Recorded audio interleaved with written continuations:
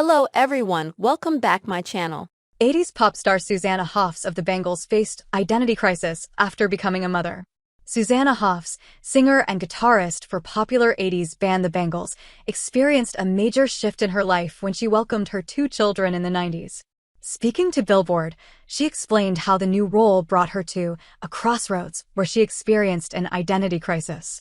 Last week, Hoffs released a solo album called The Lost Record, a collection of recordings she originally made in the garage of her Los Angeles home in 1999 with various musicians.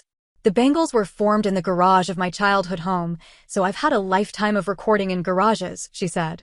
Hoffs said she told one of the musicians, Dan Schwartz, that she wanted to record in her garage since she had a new baby and didn't want to leave her home much.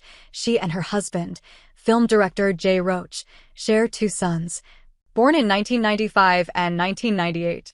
Because of that, she said the album shows her facing this sort of identity crisis. I was a mom and married to a filmmaker and living this so-called grown-up life and finding myself at a crossroads, like, how do I juggle all this stuff? And trying to figure out how to do it all. During this time, Roach was also becoming more and more successful. He directed the popular comedy Austin Powers, International Man of Mystery, in 1997 and its 1999 sequel, Austin Powers, The Spy Who Shagged Me. Hoffs described their relationship like ships crossing in the night. It was such a reflective time, a really emotional time, she recalled. I think when your emotions are right up at the surface like that, it's a great time to write songs.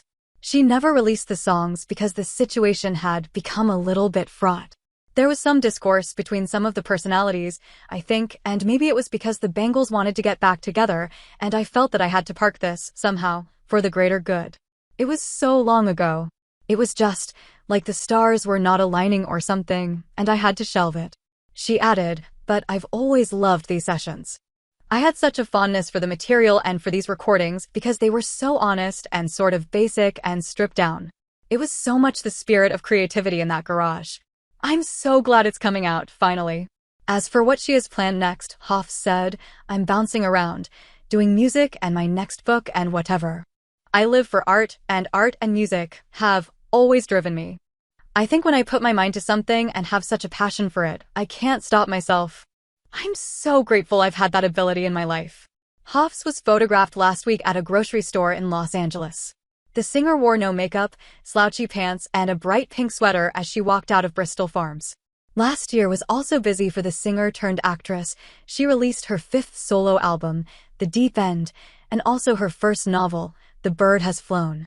Hoffs is credited as co-writing songs for the Go-Go's, Bette Midler, and Belinda Carlisle. The Bangles, previously known as the Colors and the Bangs, busted onto the scene in the early 80s, but gained significant popularity after the release of their second album, Different Light, in 1986.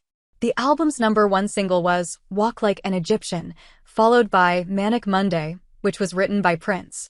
The album was certified triple platinum in the United States as of October 1994.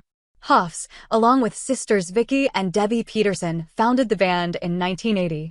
Annette Zielinskas was the band's bassist until 1983, when Mickey Steele took over.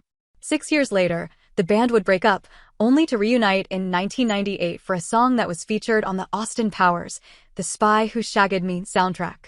The ladies went on tour after that, getting back into the studio shortly after to record Doll Revolution. Steele left the band in 2005, and for live performances was replaced by Abby Travis. Zielinskas also made appearances, formally rejoining the band in 2018.